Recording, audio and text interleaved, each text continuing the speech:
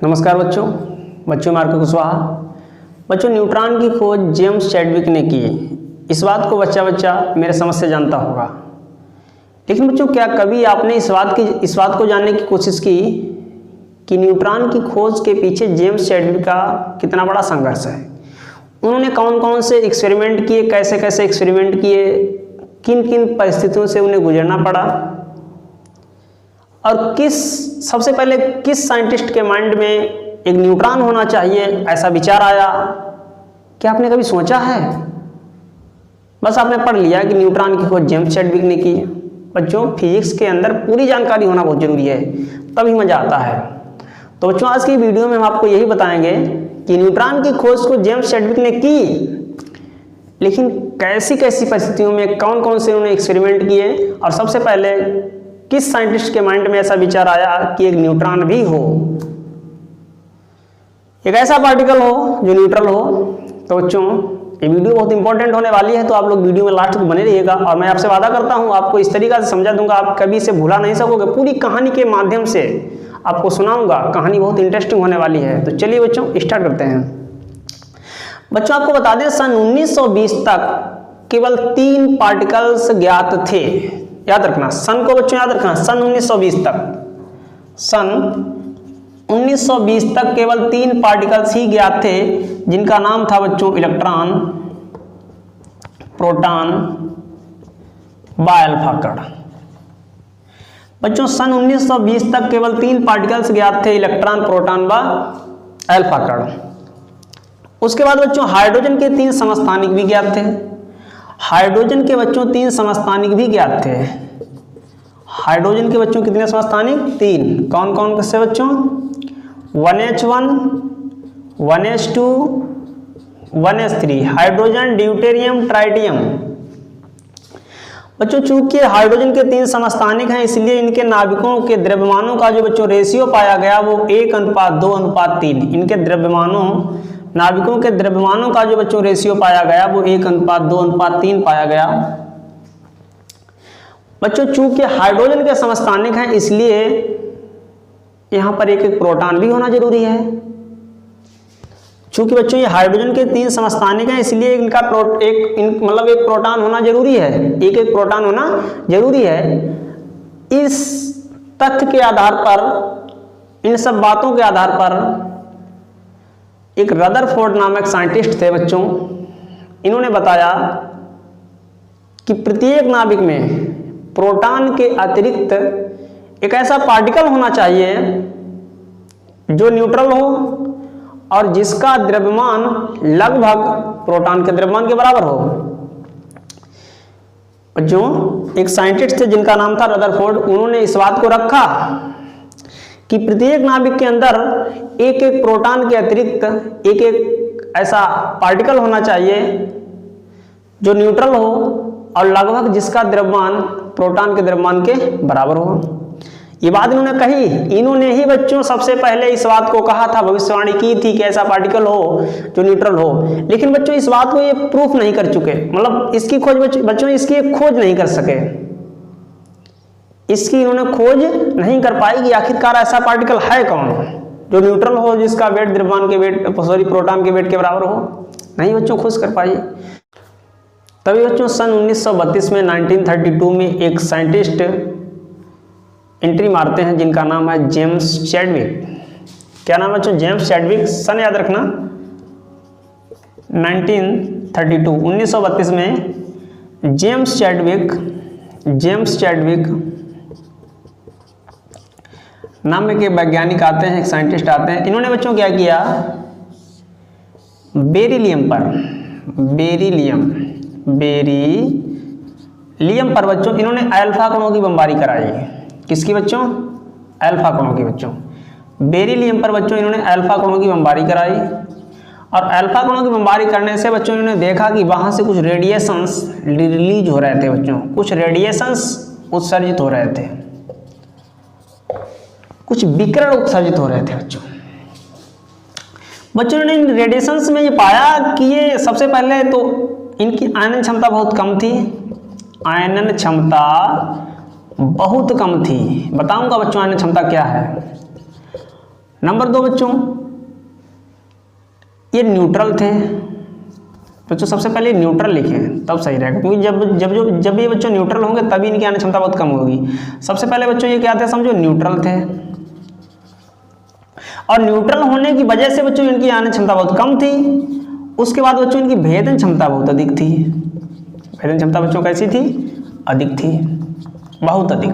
ठीक बच्चों, जब इन्होंने बेरिलियम पर अल्फा कणों की बमबारी की कराई तो कुछ रेडिएशंस रिलीज हुए जिनमें इन्होंने ये पाया कि इनके ये सबसे पहले बच्चों ये न्यूट्रल थे, और न्यूट्रल होने की वजह से इनकी आयन क्षमता बहुत कम थी और इनकी भेदन क्षमता बहुत अधिक थी।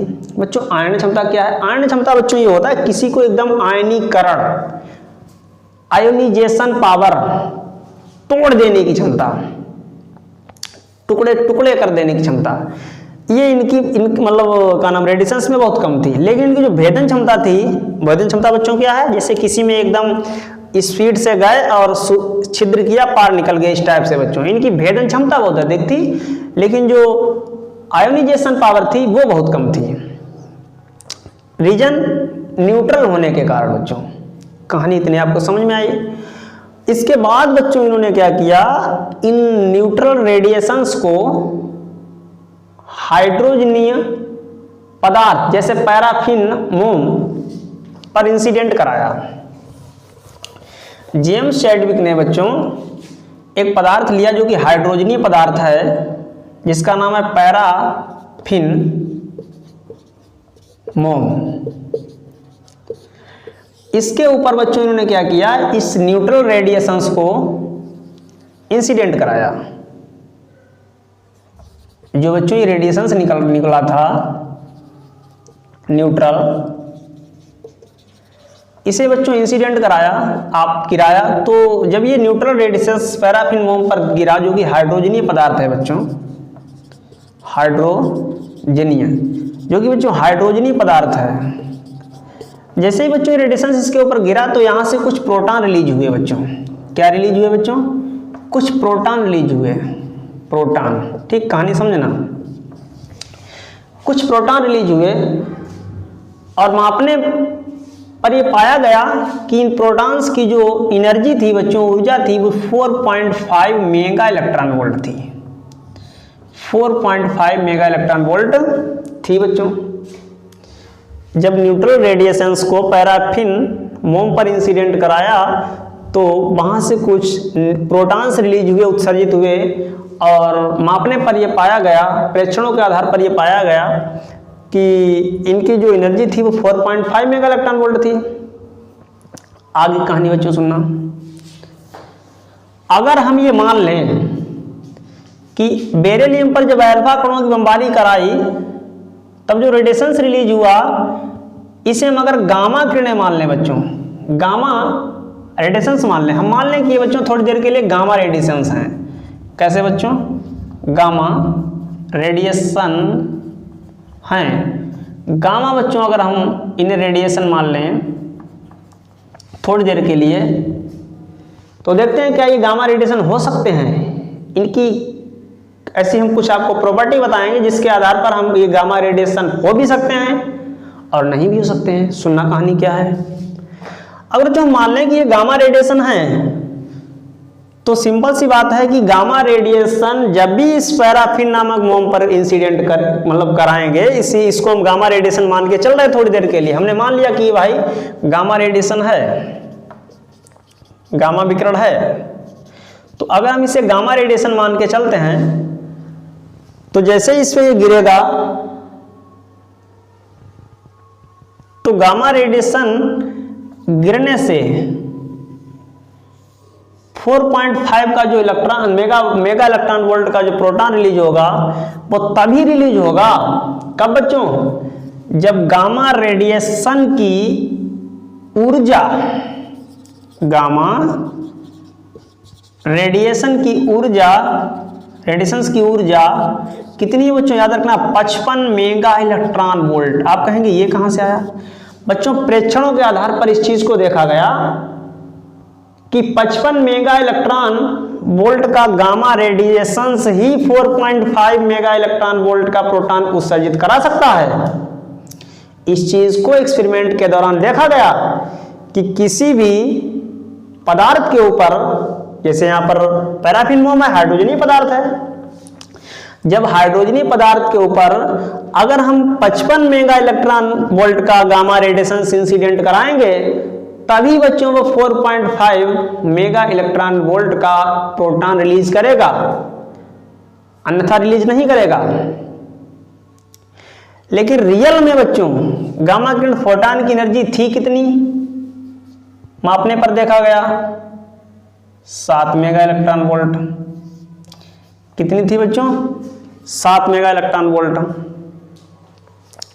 अब बताओ 55 मेगा इलेक्ट्रॉन वोल्ट का 4.5 मेगा इलेक्ट्रॉन वोल्ट रिलीज कराएगा, लेकिन प्रैक्टिकली ये देखा गया कि ये कितनी थी? 7 मेगा इलेक्ट्रॉन वोल्ट जो निकला था, और होनी कितनी चाहिए? 55 मेगा इलेक्ट्रॉन वोल्ट। क्या ये 7 मेगा इलेक्ट्रॉन वोल्ट का गामा रेडिएशन प्रोटॉन को रिलीज करा सकता है 4.5 मेगा इलेक्ट्रॉन वोल्ट एनर्जी वाला? नहीं करा सकता है। तो इससे ये इस बात से साबित होता है कि उत्सर्जित रेडिएशंस गामा रेडिएशंस तो नहीं हो सकता, यानी गामा रेडिएशन ये नहीं हो सकते, क्योंकि इनकी एनर्जी कितनी थी? 7 मेगा इलेक्ट्रॉन वोल्ट, और 4.5 प्रोटॉन उस मेगा इलेक्ट्रॉन वोल्ट का उत्सर्जन कराने के लिए 55 मेगा इलेक्ट्रॉन वोल्ट का गामा रेडिएशन होना चाहिए, लेकिन नहीं था। गामा रेडिएशन भी ये गलत साबित हो गया, ये नहीं हो सकता। तभी जेम्स चैडविक के मन में एक विचार आया और उन्होंने एक बात रखी। क्या? तभी जेम्स चैडविक ने एक बात रखी, एक बात को प्रस्तुत किया बच्चों। किस बात को प्रस्तुत किया? ध्यान से सुनना। इन्होंने देखा कि जब अल्फा कणों की बमबारी बेरिलियम पर कराते हैं तो वहां से जो न्यूट्रल रेडिएशंस निकलते हैं उनमें एक नए प्रकार का पार्टिकल्स रिलीज होता है जो खुद भी न्यूट्रल होता है। सुनना ध्यान से। इन्होंने कहा जब अल्फा पार्टिकल्स को बेरिलियम पर इंसिडेंट कराते हैं तो वहां पर जो न्यूट्रल रेडिएशंस निकलते हैं, जो न्यूट्रल रेडिएशंस निकलते हैं, उन्हीं न्यूट्रल रेडिएशंस में एक ऐसा पार्टिकल निकलता है जो खुद न्यूट्रल होता है, जिसका द्रव्यमान लगभग ऊर्जा संवेग संरक्षण के आधार पर यह देखा गया प्रोटॉन के द्रव्यमान के बराबर था। इस गामा रेडिएशन में, इस रेडिएशन में, ये गामा तो है ही नहीं, इस रेडिएशन में इस चीज को देखा गया कि एक पार्टिकल, न्यूट्रल पार्टिकल रिलीज हो रहा था। कैसा बच्चों? न्यूट्रल पार्टिकल रिलीज हो रहा था, ठीक, जिसका वेट प्रोटॉन के वेट के बराबर था। जिसका वेट बच्चों किसका था? जिसका द्रव्यमान प्रोटॉन के द्रव्यमान के लगभग बराबर था। चूंकि बच्चों ये न्यूट्रल था, ये जो पार्टिकल बच्चों कैसा था? न्यूट्रल। तो न्यूट्रल पार्टिकल होने की वजह से बच्चों जेम्स चैडविक ने इसका नाम रख दिया न्यूट्रॉन। क्या बच्चों नाम रखा? न्यूट्रॉन। और रदरफोर्ड ने बच्चों यही कहा था कि एक ऐसा न्यूट्रल पार्टिकल होना चाहिए जिसका वेट प्रोटॉन के लगभग वेट के बराबर हो, जिसका द्रव्यमान प्रोटॉन के द्रव्यमान के बराबर हो, ठीक, और जो न्यूट्रल हो। तो वास्तव में इस चीज को उन्होंने पाया कि इस रेडिएशन में एक ऐसा न्यूट्रल पार्टिकल से रिलीज हो रहा है जिसका द्रव्यमान लगभग प्रोटॉन के द्रव्यमान के बराबर है, और न्यूट्रल होने की वजह से इसका नाम उन्होंने क्या रख दिया? न्यूट्रॉन। बच्चों इस प्रकार से न्यूट्रॉन की खोज हुई और जेम्स चैडविक ने इस प्रकार से न्यूट्रॉन की खोज की बच्चों। तो न्यूट्रॉन की खोज जेम्स चैडविक द्वारा की गई। तो ये खोज जो थी बहुत ज़्यादा उपयोगी साबित हुई, बहुत महत्वपूर्ण साबित हुई। तो इसी कारण इन्हें न्यूट्रॉन की खोज के लिए एक नोबेल पुरस्कार दिया जाता है बच्चों, सन 1935 में।